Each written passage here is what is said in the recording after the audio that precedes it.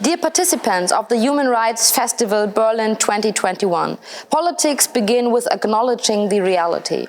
This is a saying ascribed to the social democrat Kurt Schumacher.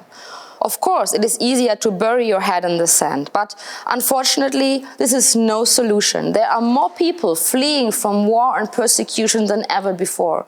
More than 80 million people, roughly the population of Germany. The war in Syria is ongoing. We see human tragedies all over the world, from Latin and Central America to Asia. The current situation in Afghanistan is particularly dreadful.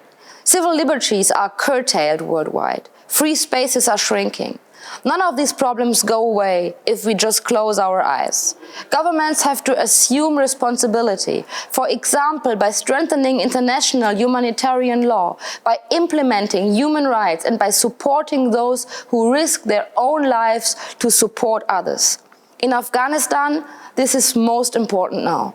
The respect for human rights is not a nice to have. It is the backbone of democracy. It is not something that can be negotiated. Over the last years, we have therefore continuously stepped up our support for people at risk. Already some years ago, we have created specific support programs for scientists and artists. Just recently, we started new programs that provide temporary relocations for human rights defenders and students from across the globe. We have just now stepped up our support for human rights defenders from Afghanistan. Feeling the need to step up the support for people like them is not a pleasant task. It is a sad responsibility. Dear ladies and gentlemen, politics are often about abstract numbers, but behind every number are human fates and stories. Media have the power to make people understand what it really means to be persecuted or discriminated. They build bridges and foster intercultural dialogue about human rights challenges across language barriers and state borders. That makes the work of journalists, documentary filmmakers, and activists so important. They not only expose human rights abuses, they also shape the narrative for the protection of human rights.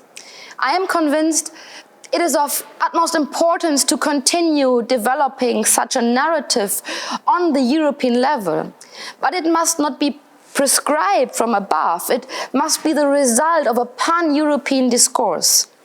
And that is why I have long pledged for a joint European cultural sphere. In the last 3.5 years, we have taken steps that have brought us closer to this aim.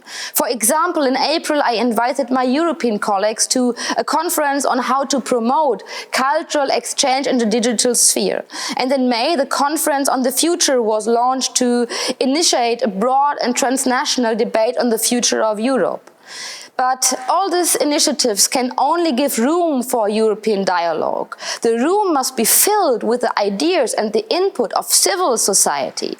Journalists, filmmakers, and activists play a crucial role in this. That is why I very much appreciate the focus of this year's Human Rights Festival on the importance of storytelling and activism for a European human rights narrative. The Federal Foreign Office is proud to be a partner of this festival.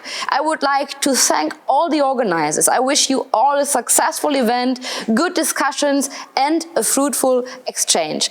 I can assure you, we stand together in our aim not to turn a blind eye and not to bury our heads in the sand. Politics begin with acknowledging the reality. Let's get going.